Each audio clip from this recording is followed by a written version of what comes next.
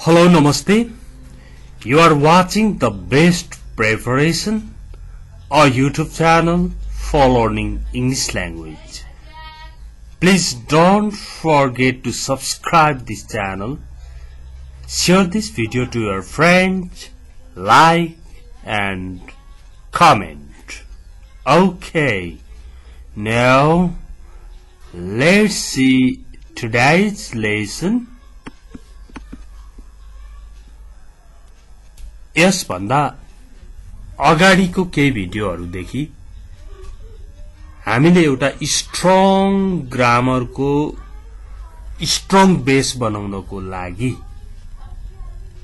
पुरै ग्रामरहरु पनि हेर्दै आएका छौं र हामीलाई अहिलेसम्ममा एडजेक्टिभ्स भनेको के हो, एडभर्ब भनेको के हो, कसरी बन्छन्, कसरी प्रयोग गरिन्छ, सबै कुराहरु थाहा भइसकेको छ। अब सेन्टेन्सको कुरा गरौं। सेन्टेन्स भनेको वाक्य। सेन्टेन्सबाट अंग्रेजी सिक्न सुरु गर्नु भन्ने एउटा भिडियो पनि मैले अपलोड गरिसकेको छु। अब सेन्टेन्स भन्ने बित्तिकै दुई चारवटा वर्डहरु लेखेर राख्दैमा सेन्टेन्स हुँदैन, लेखेर बोल्दैमा पनि सेन्टेन्स हुँदैन। सेन्टेन्सको त नियम हुन्छ। क्यापिटल लेटरबाट सुरु भएको, सब्जेक्ट, भर्ब, क्रमशः सब्जेक्ट पछाडी भर्ब आएको, अनि अब्जेक्ट कोही कुनै कुनैमा हुन्न, प्राय जसोमा अब्जेक्ट पनि हुन्छ।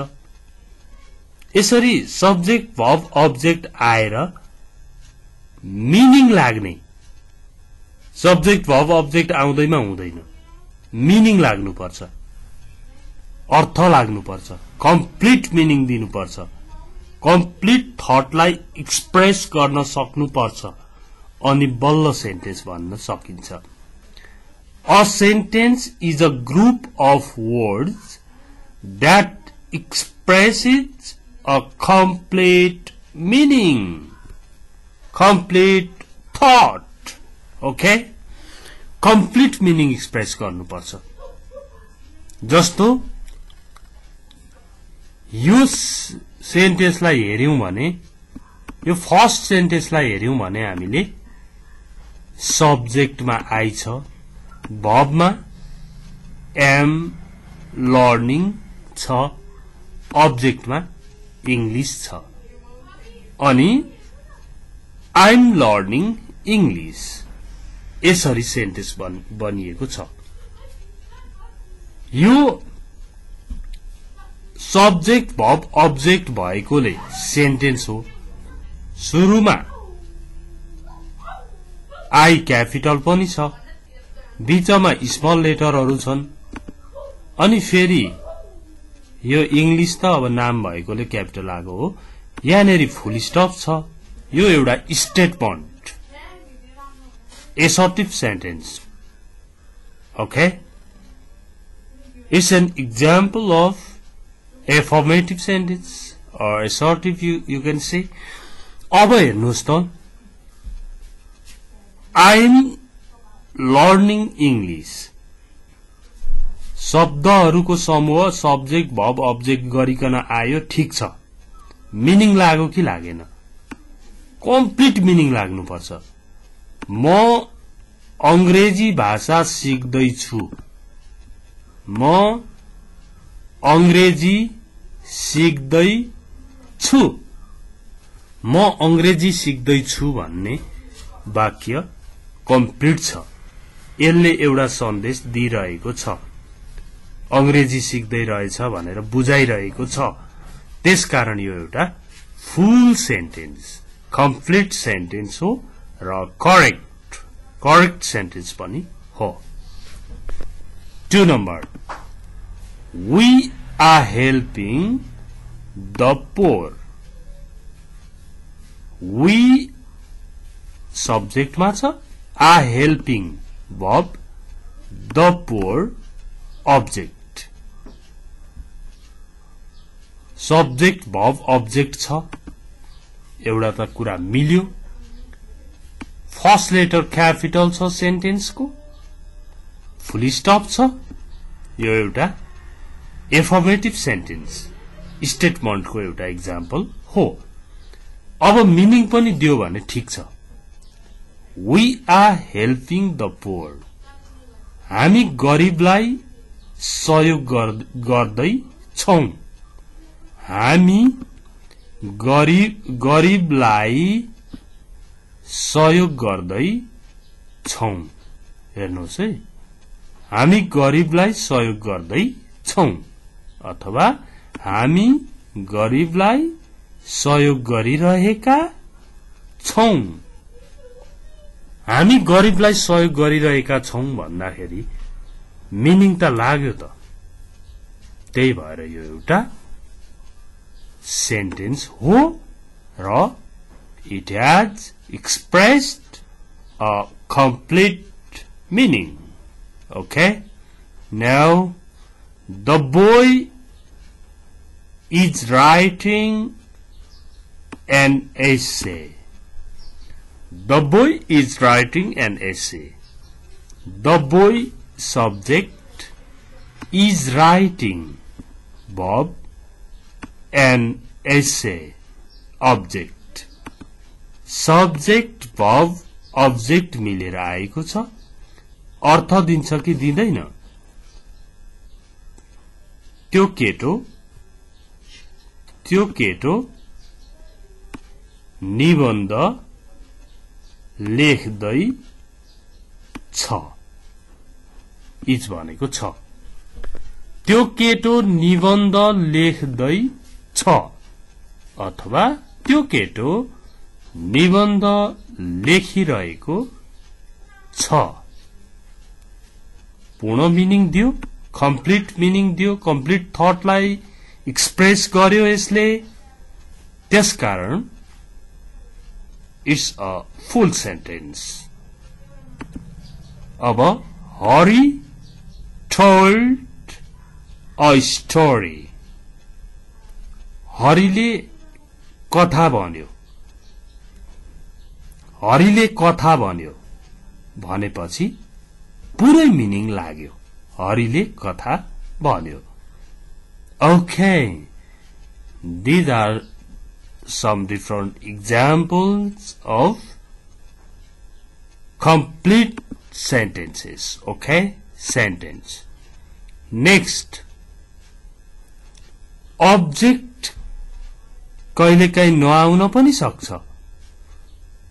सब्जेक्ट पछि verb हुन्छ, अब्जेक्ट नआउन पनि सक्छ। अब्जेक्ट नआएका पनि मैले लिएर आएको छु। सब्जेक्टमा राम एन्ड ओम, भर्बमा आर फाइटिङ।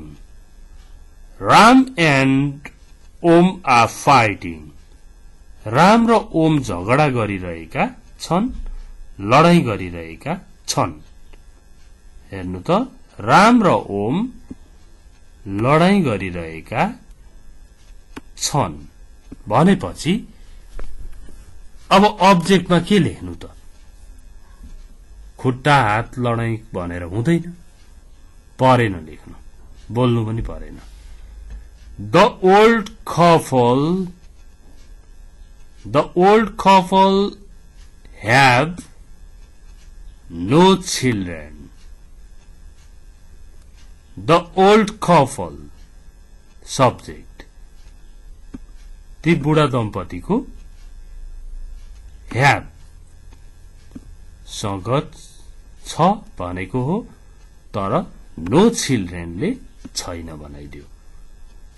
ती बुढा दम्पतिको बच्चाहरू छैनन्। बच्चाहरू, कुनै बच्चा छैनन् भन्ने भयो। No children. ओके, अब यहाँ हेर्नुहोस् त, the children are swimming. The children subject are swimming, verb, object छैन, क्रस, बच्चाहरू पौडी खेलिरहेका छन् ओके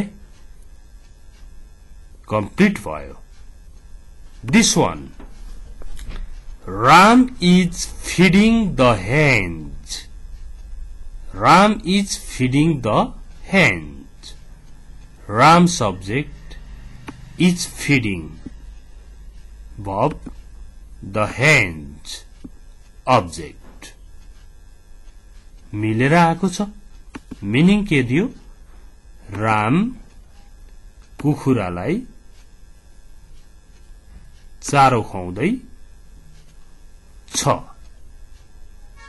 चारो हाल्दैछ चारो खुवाउँदैछ चारो दिँदैछ सबै यही हुन्छ फिडिङ फिडिङ यो अलि न्यारो माइन्ड राख्यो साँगुरो सोचाइ गर्यो भने चाहिँ फिड भनेको त मुखमा हातले हाल्दिनु होइन र भने जस्तो पनि लाग्छ त्यो नभएर अंग्रेजी शब्दका मिनिङहरू निकै उड्न पनि सक्छन् फराकिला हुन्छन् यिनीहरू ओके मैले लिभको एक्जाम्पल पनि दिएको थिएँ त्यस्तै तपाईले मैले विभिन्न भिडियोमा भन्छु एसिटी सेट भन्ने शब्दको मिनिङ धेरै हुन्छ तपाईलाई कुनै ठाउँमा अप्ठ्यारो भयो भने एसिटी लगाइदिए हुन्छ ओके तपाईले फ्यान जोड्नु भयो I fixed the fan. भन्न आएन I set the fan. खाना बनाइसक्नुभयो I set the meal. I set the table. सेटले काम गरे जस्तै मिनिङ थुप्रै लाग्छन् अब यहाँ हेर्नुहोस् मिस्टर श्रेष्ठ भनेपछि सब्जेक्ट is Bob sorry यो अ चाहिँ पछाडि गएछ है मिस्टर श्रेष्ठ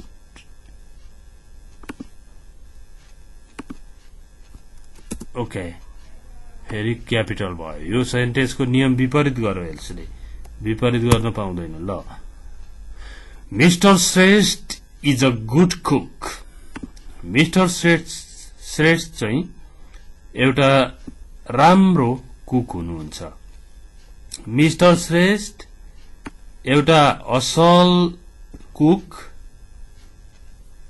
हो अथवा हुनुहुन्छ इसको मिनिङ यसरी मिनिङ लाग्छ अब नेक्स्ट नयाँ कुरो फेरि हेर्नुहोस् है ऑब्जेक्ट कहिलेकाहीँ दुईटा हुन्छ indirect object and direct object okay subject verb indirect object and direct object okay यो डाइरेक्ट ऑब्जेक्टले चाहिँ वर्बसँग सम्बन्ध राख्छ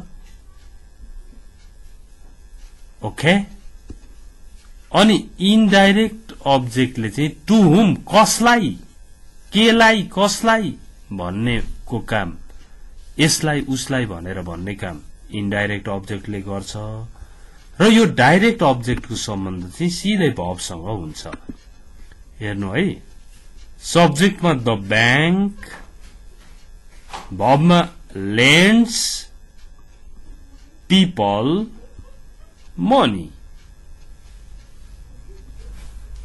बैंकले मानिसहरूलाई पैसा सापटी दिन्छ भनेपछि बैंकले मानिसहरूलाई पैसा सापटी दिन्छ